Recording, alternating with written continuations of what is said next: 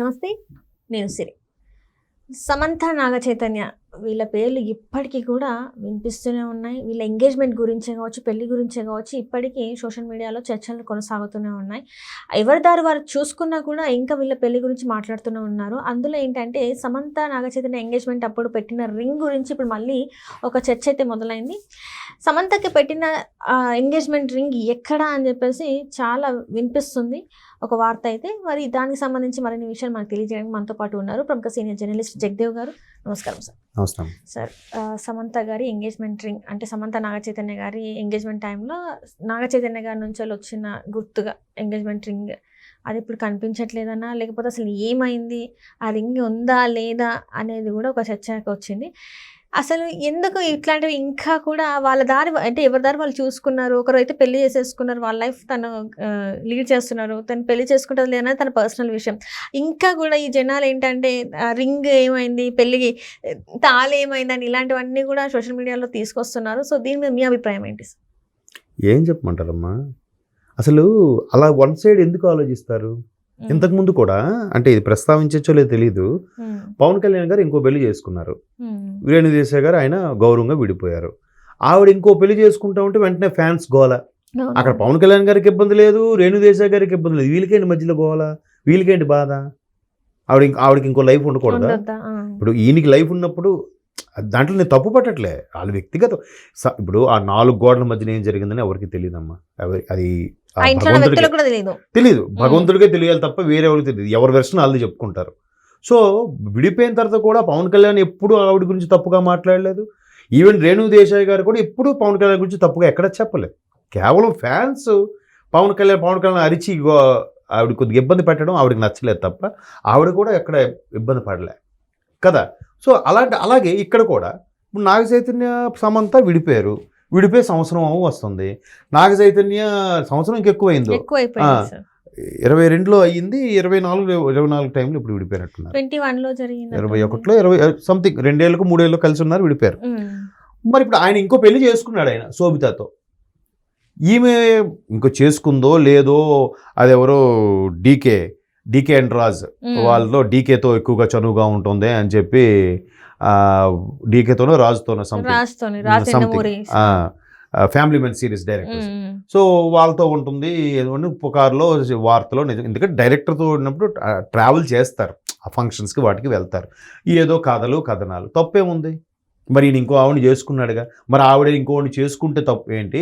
లేదా అప్పుడు ఎప్పుడో ఎంగేజ్మెంట్ పెట్టిన రింగ్ తీసేస్తే తప్పు ఏంటి? అది అయిపోయింది కదా, పెళ్లి పెటాకులు అయిపోయింది. ఇప్పుడు ఆమె ఒకసారి ఎక్స్లో పోస్ట్ చేసింది, ఇంతకన్నా ఖరీదైనవి ఎన్నో ఇచ్చాను, అన్నీ బూడిలో పోసిన పన్నీర్ అయినట్టు అయింది, ఎన్నో వదులుకున్నాను, అవంతా ఒక పీడకల్లాగాను కూడా చాలా సందర్భాల్లో ఇండైరెక్ట్గా ఎక్స్లో పోస్ట్ చేసింది కూడా. ఒకసారి కుక్క పిల్ల గురించి కూడా పోస్ట్ చేసింది, ఏమని, దీనికన్నా ఇది చూపించే ప్రేమ ప్రపంచం ఇంకెవడూ చూపించడు, అనవసరంగా ఎవరెవరినో ఇష్టపడ్డాను, ఎవరెవరి మీద ప్రేమ చూపించాను, దీని మీద చూపించినా బాగుండు అనే అర్థం వచ్చేలాగా ఆవిడ ట్వీట్ చేసింది. ఇంకా అక్కడ అవతల వ్యక్తి కూడా ఏం స్పందించట్లేదు. ఇక్కడ ఏంటి అసలు ఈ ఫ్యాన్స్ గోలేంటి, సోషల్ మీడియా గోలేంటి? ఇంకొకటి తన వెడ్డింగ్ డ్రెస్ ఏదైతే ఉందో, వైట్ డ్రెస్ ని కాస్త బ్లాక్ డ్రెస్ చేసింది, దాని రివెంజ్ డ్రెస్ అని కూడా సోషల్ మీడియాలో దాని పేరు పెట్టేసిండ్రు. అది అలాగే ఉంచేసి ఇంకో బ్లాక్ కొనుక్కుందేమో, దానికే రంగు వేస్తుంది ఆమె. అంత చేయాల్సిన అవసరం ఏముంది? ఏముంటదమ్మా అంటే ఇదంతా కూడా ఇప్పుడు సింపుల్గా మళ్ళీ చెప్తున్నా, అంటే నేనింతే సినిమాలో సుబ్బరాజ్ గారు హీరోగా చేశారు. సినిమా హీరో అయిన సినిమా హీరోయిన్ ముంబై ఖాన్గా చేసింది అందులో నేనింతే సినిమాలో. ఆ సినిమాకి డైరెక్ట్ చేసే director Brahmanandam, assistant director Ravi Teja ఆ సినిమాలో నేనింతే అనే సినిమా.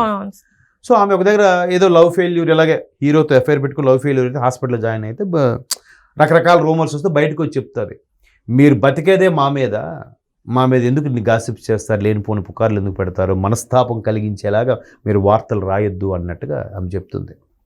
మరి అలాగే చెప్పినప్పుడు ఒక్కసారిగా ఇలాంటివన్నీ ఏదో వ్యూస్ కోసమో, లైక్స్ కోసమో, సబ్స్క్రిప్షన్స్ కోసమో ఇట్లా పిచ్చిగా రాస్తే మనస్తాపం చెప్పి ఇంకా ఆమె ఆల్రెడీ ఆమె ఏదో సమ్ డిసీజ్తో ప్రాబ్లం అయింది, సమ్ ఎక్స్ పేరు ఎందుకులేండి.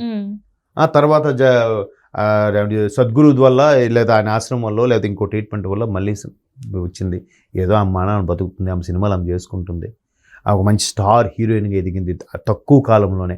ఎటువంటి పర్ఫార్మెన్స్ అయినా ఎక్స్ట్రాడినరీగా చేయగల ఆర్టిస్ట్ అని ప్రూవ్ చేసుకుంది. మొన్న సిటాడెల్లో అయితే ఫైట్స్ అవి కూడా చాలా బాగా చేసింది, మార్షల్ ఆర్ట్స్ కూడా నేర్చుకుందంట. అప్పుడు ఏదో లీడ్ ఆమె బతుకుతుంది కదమ్మా, ఇంకా ఎందుకు ఆమెని అట్లా అరే చైతు ఆయనకు కూడా ఎటువంటి రిమార్క్స్ లేవు, ఈమె మీద లేవు.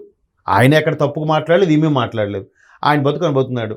సరే చైతుతో విడిపోయింది అనుకుందాం, ఈమె బతుకుతుంది. సరే ఈమెకి నిజంగా గ్రేట్ లేడీ రామని ఒక సపోర్ట్గా ఉండాలిగా. పోనీ ఇలాంటి కామెంట్ చేసిన వాళ్ళ దగ్గర ఏదైతే మహిళా సంఘాలు ఆడవాళ్ళ అబల కాదు సబల నిరూపిస్తుంది ఆదిశక్తి అని మాట్లాడే వీళ్ళు ఎవరెవరైతే ఆమె గురించి కించపరిచేలాగా మాట్లాడుతున్నారో, ఆవిడ గురించి మళ్ళీ పాతవన్నీ తవ్వి తీసి డిప్రెషన్లోకి వెళ్ళిపోయేలాగా పోస్టులు చేస్తున్నారు, వాళ్ళందరి మీద ఫైట్ చేయొచ్చు కదా ఈ సంఘాలు. ఎందుకు చేయరు?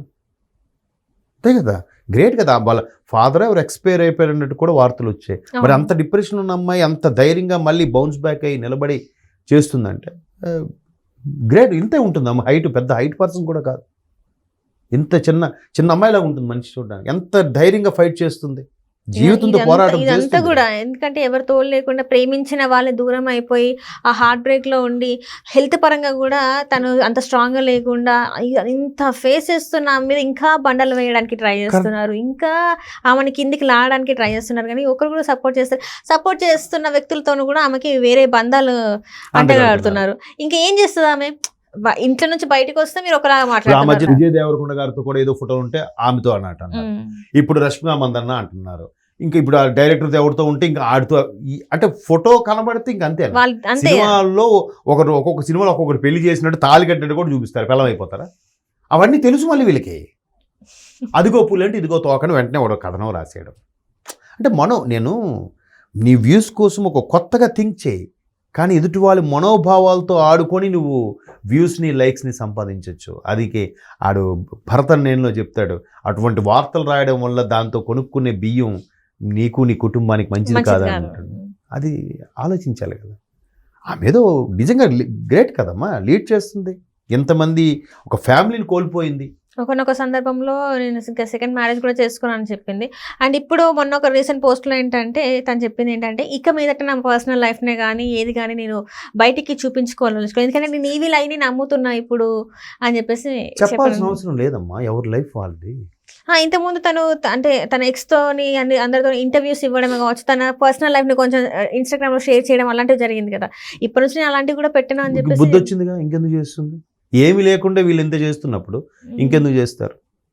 గుడ్. అలా అంటే మరి వీళ్ళు రాసే వాళ్ళకి ఉండాలా ఇది, అంతే. Right, thank you so much. Thanks.